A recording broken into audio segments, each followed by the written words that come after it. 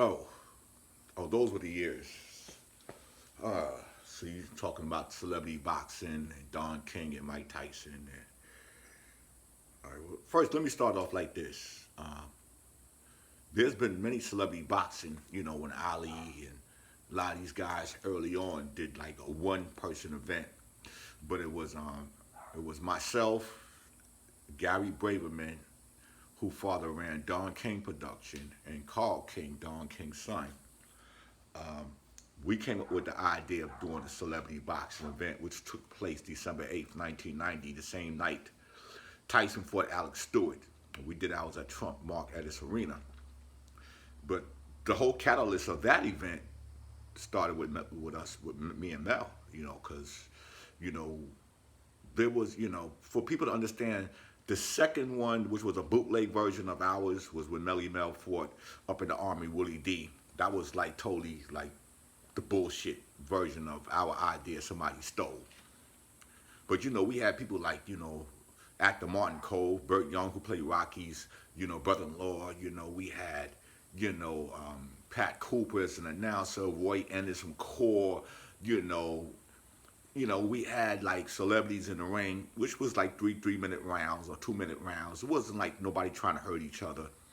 We had EPMD Ford, Curtis Blow got the ring, Melly Mel, and a few others. I got the flyer. But the point was, you know, Gary father ran Don King Productions, so and Carl King was Don King's son. Eric King is Don King's son. Carl King sat up in Showtime. Me and Carl had a pretty good relationship, but I was more closer to Eric King. But we did the celebrity event, and it was funny because in hip hop, Mike Tyson was my friend first, because at that point, me and Melly Mel had those "Don't Do It" commercials on TV, so I used to always see Mike on Broadway, 42nd Street. He had the same shirt on every day and every day, and at a payphone, I said, "Yo, you Vansilk from that Don't Do It." I said, "Yeah." I said, "Yo, I'm on the phone with Melly Mel. You want to talk to Melly Mel?" He said, "Melly Mel?" I said, "Yeah." So he got on the phone, and you know, that's how we started hanging out. Mike didn't know nobody in hip hop. Nobody. He knew me and Mel. Eventually, he met Scorpio and Cowboy. But then I introduced him to Ice-T and Islam because the night he knocked out Trevor Burbick, he came up to Trenton Avenue, John Adam Projects. Right after the fight, came straight up there, and that's when, I took him over across the street to Islam, 805 on East 156th Street, and that's when he first met Ice-T. Ice-T, Islam was working on Ice-T album. And we hung out that night and went to the model Tracy from Apollo. We went to her birthday party. We ran around. Islam and Ice-T didn't go with us that night. But, all the fights, the Michael Spinks fight, Mike also always made sure that me and Mel got tickets, or how many tickets do we need. We may not have the best seats, but Mike made it clear to Don King, like, this is my crew. They get tickets. We used to take Mike to the Latin Quarters, Paradise, and nobody knew who he was. He didn't even have a belt. Mike was just turning 18, couldn't even drink. And, we used to go, the Red Parrot, couldn't drink. Take him to me, him. Used to hang out at the World. Chris Rock was hanging with us. He wasn't even on Saturday Night Live yet. We'd go from there over to the ROXYS and back and forth. And, at the time, Mike was messing with Naomi Campbell. A little incident happened. She gave her phone number to somebody in our crew. Scorpio. Mike got mad, left her at the club. Left her there. Scorp came like, "Yo, man, I ain't know she was with you, man. I'm ripping her number up." Scorp gonna tell you. Chris Rock told the story, but he told it wrong. So we over there at the ROXYS, and Mike said, "Yo, I should go back and get her, right?" I said, "Yeah, man, you need to." So we went back all the way over to the World, Alphabet City, and she was still sitting in the same spot. There. Robin Givens, I don't even want to talk about her. That's a whole different animal with her, Robin. Me and Mike was close. After he got locked up and went to jail and came back out, you know, I ran into him at the China Club, and I had Pam Grier with me, so I introduced him to Pam Grier. You know, then I opened my store up on 125th Street, my mixtape store, Fat Flavor. You know, Mike would be riding by, but Mike, before jail, and he started hanging with some people that I'm not gonna mention their names. They know who they are, and I'm like, yo, dude, you got to chill with that shit, man. You know, he couldn't even get a drink. They trying to give him liquor and drinks in the Red Parrot. And yo, dude, he ain't supposed to be drinking. And I got the naysayer around me. Oh man, let him drink, man. He Tyson, he the champ. I said, dude, he ain't supposed to be drinking. And that was the same night, one of the nights when he got in an accident at the Holland Tunnel, walking out the club with them birds. And I told him to leave them birds right where they was, and you know, you got in an accident. But no, Vansilk is wrong. Like, yo, dude, Mike Tyson mail, some of his mail used to come to 710 10th Avenue. You know, me and Mel used to go down to Steve Lott's apartment where he lived at. Okay?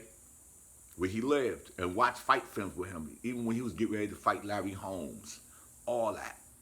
Because the night that he fought Spinks, we all hung out together at my man club on New York Avenue in Atlantic City. You know, so like, it's a whole lot with Tyson. And then he got mad at me like in late 98, 7, 8, because Lennox Lewis used to come hang at my store. You know, Lily from SWV hung at my store, Rerun. So, you know, one day he finally came in my store, and Lennox Lewis behind the counter eating veggie food because he used to get it from my man's store, Davey Simmons, you know, vegetarian food, you know, eating this veggie burger and shit. And he walks like, yo, man, I thought I was your man. How you got this motherfucker in your store? I'm like, nigga, you pass by the store, ride on bikes and all kind of shit, hanging with the niggas up in Rucker Park. And I'd be like, yo, what up? And you don't never come by. Like, what you want me to do? And then you've been acting funny ever since you got out of jail. You supposed to be my man. You know, Decepticons and all that in Brooklyn, you started hanging with them and hanging with this one and hanging with that. Now all of a sudden, you knew everybody in hip-hop, but I was the one that always looked out for you. Now, I don't know what me and you got like this over, I hope it wasn't over homegirl, you know, up in Albany, my man, because you told me like, yo, whatever. But let's just keep it on some real shit. Like, you was my man. You looked out for me and Mel and Scorp, and Cowboy was alive. My man Mighty Mike, you gave us the tickets. Even when we went to your birthday party in Cleveland, man. Me and Melly Mel was in the same hotel with you and Don King and Mike Marley. They used to write for the New York Post and all that shit.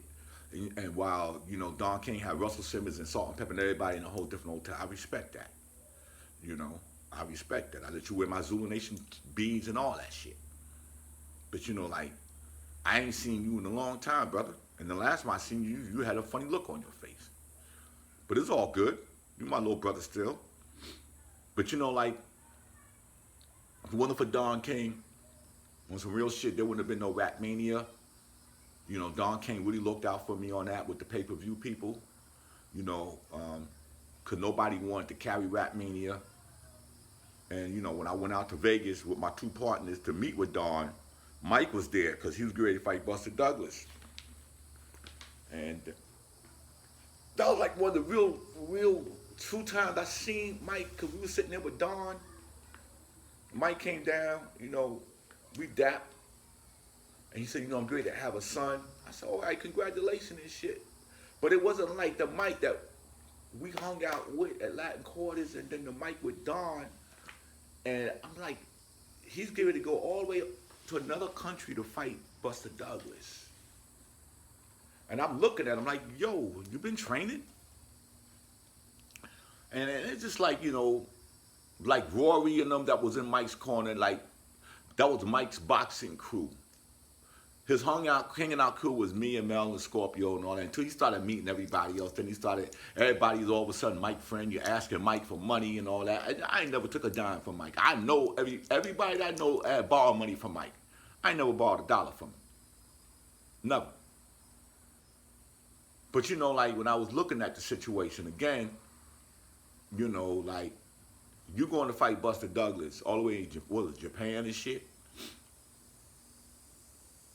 Like, you know, the count was slow. If it was Richard stealing steel in the ring, if it was him, I can't remember.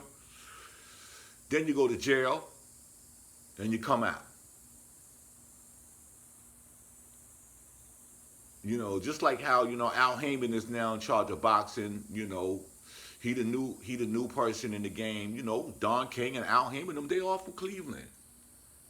You know, Bob Arum was the other big promoter. You had, I think, Amir Muhammad, he was like a boxing promoter at one point. You know, then Jay Prince, you know, he was fucking around with Mayweather and shit, and a few other boxers. But you know,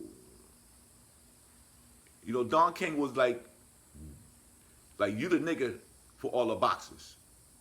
The people behind Don, you ain't never seen them. Like you don't see Al Heyman. And then I'm looking at all these boxers now, like Holyfield, like last night. Nigga, you don't belong in the ring. Tyson and Roy Jones, even though that was a celebrity exhibition, y'all niggas don't belong in the ring. Excuse my French. Riddick Bowe talking about these people that did the celebrity boxing with Peter Guns and them talking about doing something. Riddick Bowe can barely talk. He don't belong in the ring. That's why I like Flo Anthony. You know, she's doing the right thing with Michael Spinks. You know, going around and getting his flowers and awards and speaking the game. And Michael Spinks ain't gonna get in no celebrity ring. You know, like, come on, man, that shit is over. Like, to look at Holyfield last night was. Did the ref stop it early? Maybe. But you're 60 years old. Man, you ain't never fell when you got hit with a shot. And that dude don't hit harder than nobody you know. Now look at all these guys. We need to protect our boxers. It's the fans that get this shit fucked up. Y'all sit out here and look at these little 30-second clips of these boxers in the ring and hitting the bag, and they done edit that shit together. Oh, them niggas, yo, they look good. Them motherfuckers look like they could. Man, get the fuck out of here. That's a promotional tool. Just like the same thing when you be looking at people got these kids in gloves and they ducking and shit. Yo, until the fuck you get hit with them 8-ounce gloves, man, sit your ass down. Holyfield don't belong in no celebrity ring. Riddick Bowe, none of them. What they all should be doing, they should all be putting together something where they all can make money together. But see, that's where it always comes down to where black men can never make money. Tyson, Holyfield, Riddick Bowe, whoever's in that class should all get together and put together some kind of boxing alumni. But they all doing their own shit.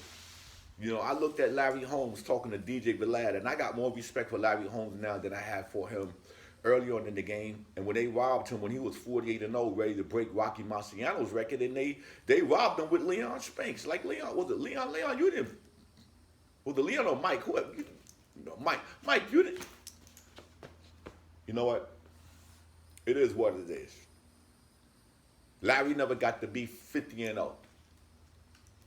I'm not going to sit up here. I just look at it. But all I got to say is like, yo, any of these boxers that's my age, and I'm older than Holyfield. Mike Tyson is younger than me, and Roy Jones, and them. Even Oscar De La Hoya. No, you don't need to bring your ass back in the fucking ring. For what? No. You're going to get hurt. Look at Pacquiao. If he'd have fought Errol Spence, could you imagine what would have happened to him, even though he trained for Errol Spence? He didn't fight him. He fought another fighter who I don't think he's good as Errol. Can you imagine what Errol would have did to him? Yo, you got lumped the fuck up. But all I got to say is like, listen, coming in my book, a lot of these stories. And all I got to say is like, peace and blessings to everybody. It's your brother Vansilk, a.k.a. Rapmania. I still like to say thank you, Don King. Thank you, Mike Tyson. Thank you definitely to my friend Flo Anthony, keeping Michael Spinks out of the ring, keeping him in good standings. And to all you other boxers, man, y'all need to, enjoy your years as senior citizens and stop that bullshit. Okay? Please. That's all I got to say. And thank you, Katie. Love the shirt.